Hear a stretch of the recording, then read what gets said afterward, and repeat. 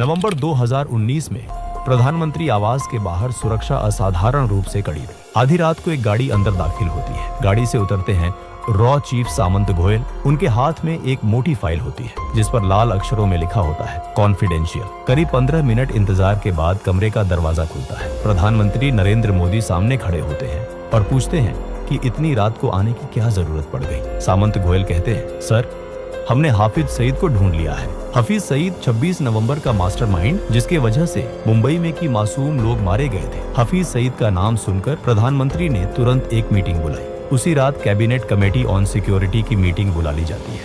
Table पर प्रधानमंत्री नरेंद्र मोदी, गृह मंत्री, विदेश मंत्री, NSA अजीत डोभाल और रॉ चीफ सामंत गोयल मौजूद होते हैं। गोयल फाइल खोलते हैं और हाफिज सईद की तस्वीरें, वॉइस सैंपल और इंटेलिजेंस रिपोर्ट्स सामने रखते हैं।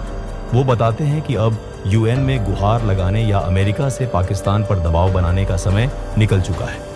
अब भारत को खुद ऑपरेशन करना होगा। जैसे ही ऑपरेशन शब्द सुनाई देता है, प्रधानमंत्री पूछते हैं कि ऑपरेशन से उनका क्या मतलब है। गोयल साफ शब्दों में जवाब देते हैं कि हाफिज सईद को पाकिस्तान में उसके ISI आकाओं के सामने मौत के घाट उतारा जाएगा। मीटिंग में बैठे अजीत डोभाल कुछ पल सोचते हैं और फिर कहते हैं कि सईद को मारने का इससे बेहतर मौका शायद दोबारा नहीं मिलेगा। ये कहते हुए वो प्रधानमंत्री की ओर देखते हैं और हल्के से सिर हिला देते हैं। कमरे में फिर सन्नाटा छा जाता है। कुछ सेकंड बाद प्रधानमंत्री मोदी कहते हैं कि ऑपरेशन को आगे बढ़ाया जाए। इसी पर 26/11 के बाद पहली बार एक अधूरी कसम ने आकार लेना शुरू किया। इसी कसम का नाम था ऑपरेशन अलविदा। रॉ के पास सिर्फ एक ठोस जानकारी थी, हाफिज सईद की लोकेशन। लेकिन यही जानकारी सबसे बड़ी चुनौती भी थी। सईद को पाकिस्तान की जमीन पर जाकर खत्म करना आसान नहीं था। वो लाहौर के पॉश इलाके जोहार टाउन में रहता था, जहां उसकी सुरक्षा किसी किले से कम नहीं थी। 24 घंटे पाकिस्तान पुलिस की तैनाती,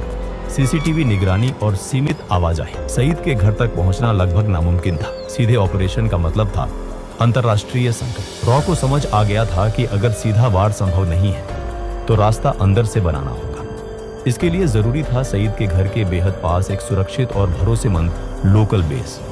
ऐसा ठिकाना जो शक के दायरे में न आए लेकिन हर गतिविधि पर नजर रख सके। कहानी यहीं से एक अलग मोड़ लेती है। दिसंबर 2019, दुबई। नावेद नाम का एक पाकिस्तानी नागरिक पिछले 6 महीनों से दुबई की एक जेल में बंद था। वजह मामूली थी, एक छोटी सी चोरी। नावेद एक आम आदमी था, कोई आतंकी नहीं, कोई एजेंट नहीं। एक दिन अचानक जेल के दरवाजे खुले। नावेद को बेल मिल गई थी। बेल कराने वाला आदमी था वासे। जेल से बाहर निकलते ही नावेद ने हैरानी में पूछा कि उसने उसकी मदद क्यों की। वासे ने कहा, मुझे तुम्हारी जरूरत है। उसने बताया कि उसका कारोबार पाकिस्तान और दुबई दोनों जगह फैला है और उसे एक भरोसेमंद पार्टनर चाहिए। नावेद उलझन में था। वो जानता था कि ये ऑफर असामान्य है, लेकिन पैसों की सख्त जरूरत ने उसकी शंकाओं को दबा दिया। कुछ ही समय बाद वासे ने उसे 50 लाख पाकिस्तानी रुपये दिए। ये रकम नावेद के लिए जिंदगी बदल देने वाली थी। कुछ महीनों बाद नावेद पाकिस्तान लौट आया।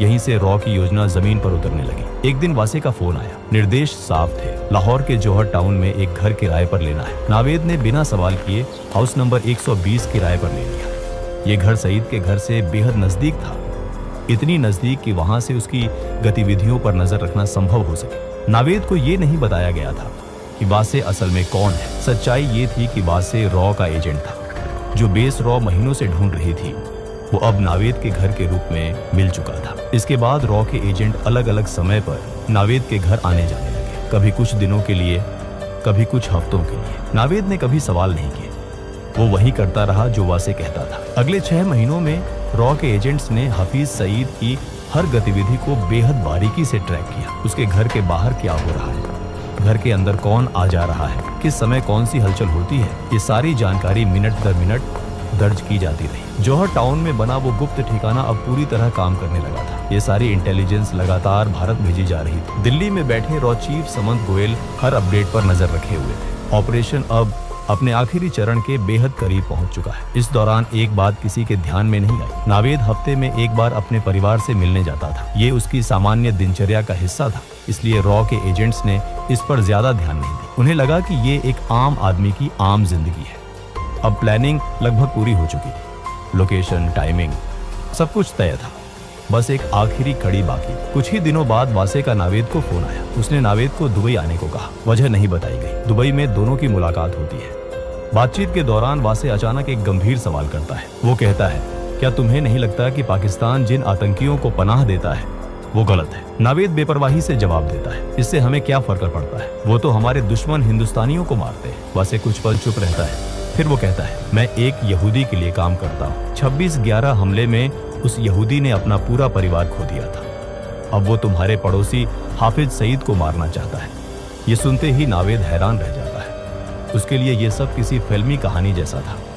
वासे आगे कहता है, मुझे सईद को मारने में तुम्हारी मदद चाहिए। नावेद को ये बात मजाक लगती है। वो साफ कहता है कि वो इसमें शामिल नहीं होगा, लेकिन वासे उसे एक और ऑफर देता है। अगर वो मदद करता है तो उसे अपने पूरे परिवार के साथ अमेरिका में बसाया जाएगा, साथ ही करोड़ों रुपये भी मिलेंगे। नावेद के सामने अब जिंदगी का सबसे बड़ा फैसला था। एक तरफ डर, दूसरी तरफ पैसों और सुरक्षित भविष्य का लालच। काफी देर सोचने के बाद आखिरकार नावेद हाँ कह देता है। इसके कुछ ही समय बाद नावेद के खाते में 15 करोड़ रुपए ट्रांसफर कर दिए जाते हैं। ये इस बात का संकेत था कि अब पीछे हटने का कोई रास्ता नहीं है। अब ऑपरेशन अलविदा अपने अंतिम मोड़ पर था।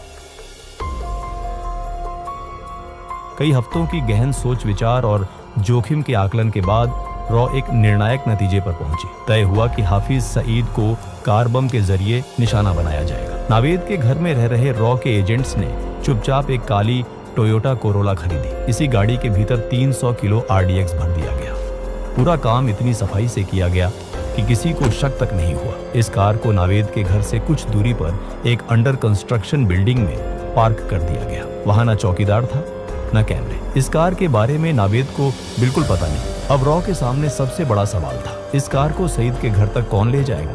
ये ऐसा काम था जिसमें ड्राइवर का जिंदा लौटना लगभग नामुमकिन था। रॉ को एक ऐसे इंसान की जरूरत थी जो पैसों के बदले अपनी जान देने को तैयार हो। कुछ ही समय बाद अफगानिस्तान से एक आदमी को चुपचाप पाकिस्तान लाया गया। वो बेहद गरीब था, लेकिन एक बात साफ थी, वो मरने से नहीं डरता था। उसे भरोसा दिलाया गया कि ऑपरेशन के बाद उसके परिवार को बड़ी रकम दी जाएगी।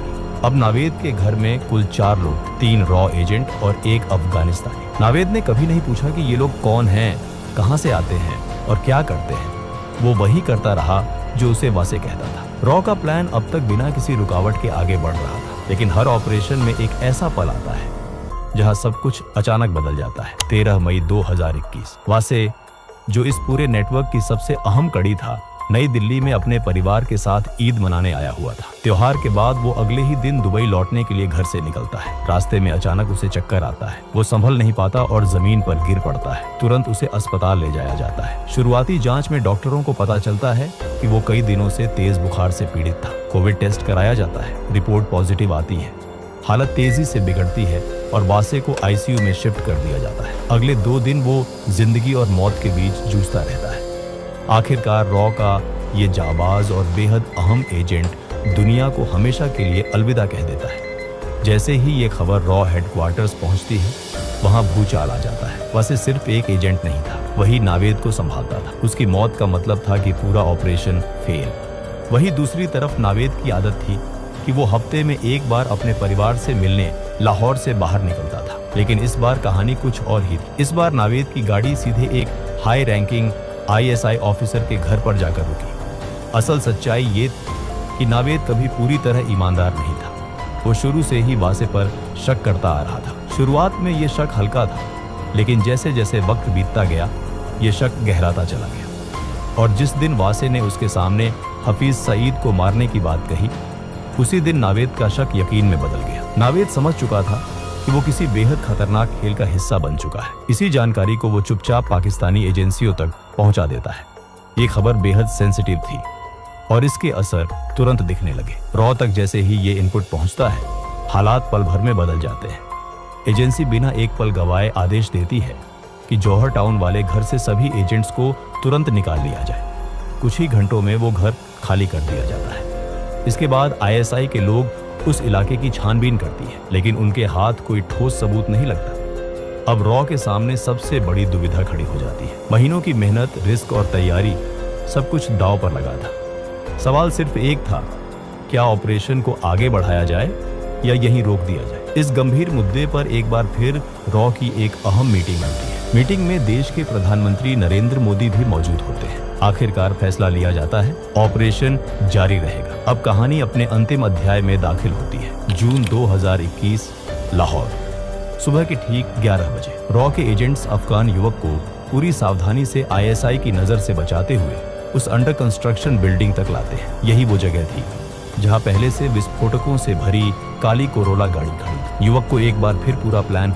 विस्तार से समझाया जाता है। कहाँ जाना है, कितनी दूरी है और क्या करना है, सब कुछ। युवक शांत था, उसे पता था कि वो वापस नहीं लौटेगा। कुछ देर बाद काले रंग की कोरोला गाड़ी आगे बढ़ती है। गाड़ी के अंदर 300 किलो विस्फोटक भरा होता है। कार तेज रफ्तार में सड़क पर दौड़ने लगती है और हाफिज सईद के घर के पास पहुंचती है। सईद के घर से कुछ ही दूरी पहले एक चेक पोस्ट बना हुआ था। वहां खड़े पुलिसकर्मी रोज की तरह ड्यूटी पर थे। अचानक उनकी नजर एक तेज रफ्तार से आती काली कार पर पड़ती है। गाड़ी की रफ्तार सामान्य नहीं। पुलिसकर्मी तुरंत हाथ उठाकर गाड़ी को रोकने का इशारा करते हैं, लेकिन इससे पहले कि वो कुछ समझ पाते गाड़ी सीधे बैरिकेड से टकरा जाती है और अगले ही पल एक जोरदार धमाका होता है। धमाके की आवाज पूरे जौहर टाउन में गूंज जाती है। आग और धुएं का गुबार आसमान में उड़ता है। धमाके की ताकत इतनी ज्यादा होती है कि हाफिज सईद के घर की एंट्रेंस, लोहे का गेट और सामने का ढांचा पूरी तरह उड़ जाता है। जो इंसान सालों से भारत में मासूम लोगों की जान लेता आया था, उसी के घर आज मौत दस्तक दे चुकी है। धमाके की आवाज सुनते ही सईद पूरी तरह घबरा जाता है। उसे समझ नहीं आता कि क्या हो रहा है। डर के मारे वो अपने घर के अंदर सोफे के नीचे छुप जाता है। उसका शरीर कांप रहा होता है। पहली बार उसे एहसास होता है कि खतरा अब सिर्फ भारत तक सीमित नहीं है। हालांकि इस धमाके में सईद बच जाता है और इसी वजह से ऑपरेशन अलविदा अपने अंतिम उद्देश्य में पूरी तरह सफल नहीं हो पाता। लेकिन इस नाकामयाबी के बावजूद एक बात बिल्कुल साफ हो जाती है। सईद अब ये समझ चुका होता है कि वो रॉ से बच नहीं सकता। इस घटना के बाद पाकिस्तान में बैठे छोटे बड़े सभी आतंकियों तक एक साफ संदेश पहुंच जाता है। संदेश में कोई शब्द नहीं होते, लेकिन मतलब बिल्कुल साफ होता है। ये नया भारत है। नया भारत जो सिर्फ चेतावनी नहीं देता, नया भारत जो दुश्मन के घर में भी घुस सकता है और चुन चुन कर वार करने की ताकत रखता है। ऑपरेशन अलविदा भले ही अपने लक्ष्य को पूरी तरह हासिल न कर पाया हो, लेकिन उसने पाकिस्तान में बैठे आतंकियों की रूह कंपा दी। अब वो जान चुके थे कि सीमाएं सुरक्षा की गारंटी नहीं है। दोस्तों, ऑपरेशन अलविदा पर आपकी क्या राय है, हमें कमेंट में जरूर बताइए। अगर वीडियो आपको पसंद आया हो तो इसे ज्यादा से ज्यादा शेयर करें, वीडियो को लाइक करें और चैनल को सब्सक्राइब करना न भूलें।